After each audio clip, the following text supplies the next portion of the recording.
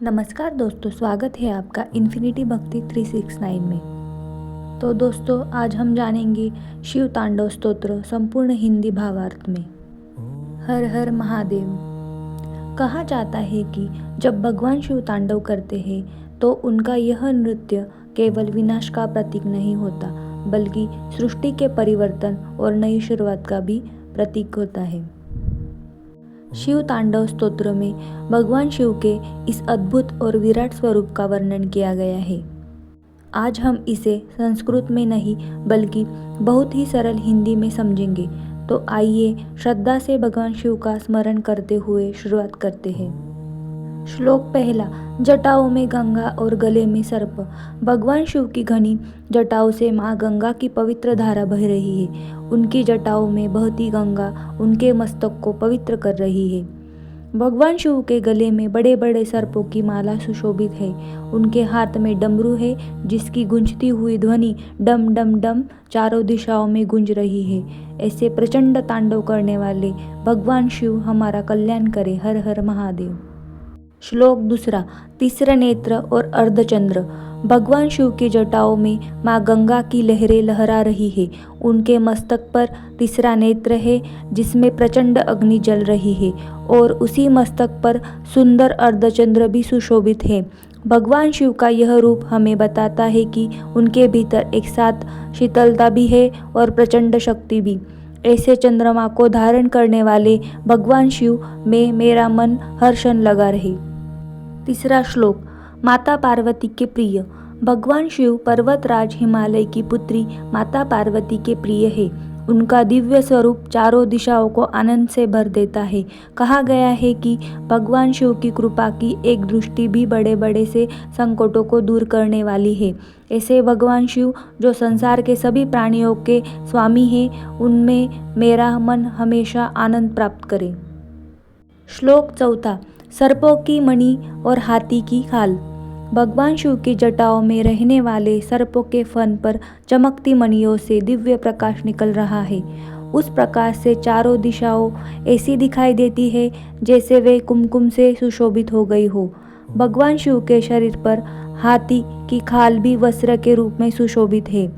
ऐसे समस्त जीवों के स्वामी भगवान शिव में मेरा मन अद्भुत आनंद प्राप्त करे। श्लोक पांचवा। तीसरे नेत्र की अग्नि। भगवान शिव के मस्तक पर तीसरे नेत्र की अग्नि प्रचंड रूप से जल रही है। यह अग्नि केवल क्रोध का प्रतीक नहीं है, यह अज्ञान और अहंकार के नाश का प्रतीक भी मानी जाती है। भगवान शिव के तीसरे नेत्र की शक्ति के सामने कामदेव भी भस्म हो गए थे। ऐसे भगवान शिव के चरणों में मेरा मन हमेशा समर्पित रहे। छठा श्लोक। शिव और पार्वती। भगवान शिव माता पार्वती के साथ अत्यंत सुंदर दिखाई देते हैं। उनके मस्तक पर चंद्रमा की शीतल रोशनी है और उनके तीसरे नेत्र में प्रचंड अग्नि है। यह विरोधाभास ही शिव के स्वरूप को अद्भुत बनाता है। जहाँ एक ओर शांति है, वही दूसरी ओर शक्ति है। ऐसे भगवान शिव में मेरा मन हमेशा लगा रहे। श्लोक सातवां। शिव के तांडव की शक्ति। जब भगवान शिव तांडव करते हैं तो उनके चारों ओर एक अद्भुत दिव्य ऊर्जा उत्पन्न होती है। उनके डमरू की ध्वनि और उनके तांडव की गति पूरे वातावरण को कंपा देती है। उनका तांडव हमें यह संदेश देता है कि संसार में परिवर्तन अवश्य है। जो पुराना है उसका अंत होता है, तभी कुछ नया जन्म लेता है। श्लोक आठवां। भस्म का रहस्य। भगवान शिव अपने शरीर पर भस्म धारण करते हैं। भस्म हमें याद दिलाता है कि संसार की हर भौतिक वस्तु एक दिन समाप्त हो जाती है। धन, सुंदरता, शक्ति और अहंकार सब समय के साथ समाप्त हो सकते हैं। इसीलिए मनुष्य को कभी अहंकार नहीं करना चाहिए। भगवान शिव हमें सिखाते हैं सब कुछ नश्वर है, लेकिन सत्य और भक्ति का मार्ग सबसे महत्वपूर्ण है। श्लोक नौवां। शिव का अद्भुत श्रृंगार।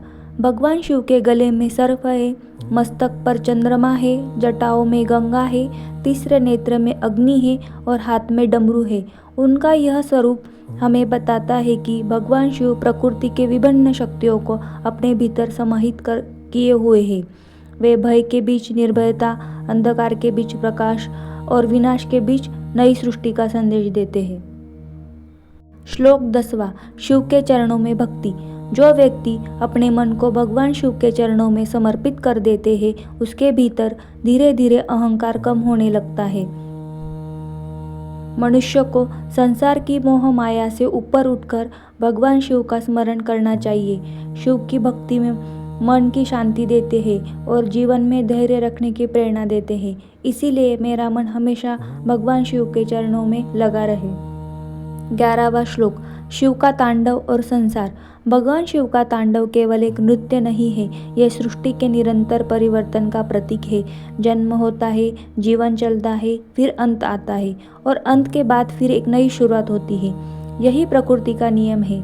इसीलिए जीवन में आने वाले बदलाव से डरना नहीं चाहिए। महादेव हमें हर परिवर्तन को स्वीकार करने की शक्ति देते हैं। श्लोक 12वां, शिव का विराट स्वरूप। भगवान शिव ही वह शक्ति है जिनके भीतर शांति भी है और प्रचंडता भी। वे कैलाश पर ध्यान में बैठे योगी भी हैं और आवश्यकता पड़ने पर तांडव करने वाले महाकाल भी। उनका स्वरूप हमें सिखाता है कि सच्ची भक्ति केवल क्रोध में नहीं बल्कि अपने मन पर नियंत्रण रखने में ही है। श्लोक 13वां, शिव की कृपा। भगवान शिव अपने भक्तों पर कृपा करने वाले देव माने जाते हैं। जो व्यक्ति सच्चे मन से उन्हें याद करता है वह कठिन परिस्थितियों में भी धैर्य और विश्वास बनाए रखने की प्रेरणा पा सकते हैं। इसीलिए जब भी जीवन में परेशानी आए तो घबराए के बजाय महादेव का स्मरण करें, क्योंकि जिसके सर पर महादेव का हाथ हो उसे कठिन रास्तों पर भी आगे बढ़ने की शक्ति मिलती है। श्लोक 14वां, अहंकार का अंत। शिव तांडव का एक बहुत बड़ा संदेश है। अहंकार का अंत निश्चित है।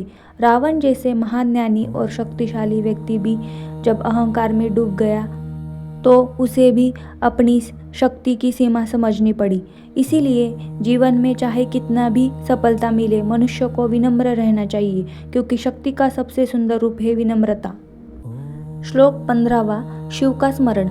जो व्यक्ति भगवान शिव की महिमा का स्मरण करता है उसके मन में भक्ति और सकारात्मकता का भाव उत्पन्न होता है। भगवान शिव हमें सिखाते हैं, मन को शांत रखो, अहंकार को छोड़ो, सत्य के मार्ग पर चलो और अपने कर्मों को पवित्र रखो। यही शिव भक्ति का सुंदर संदेश है। अंतिम भाव, महादेव को समर्पण।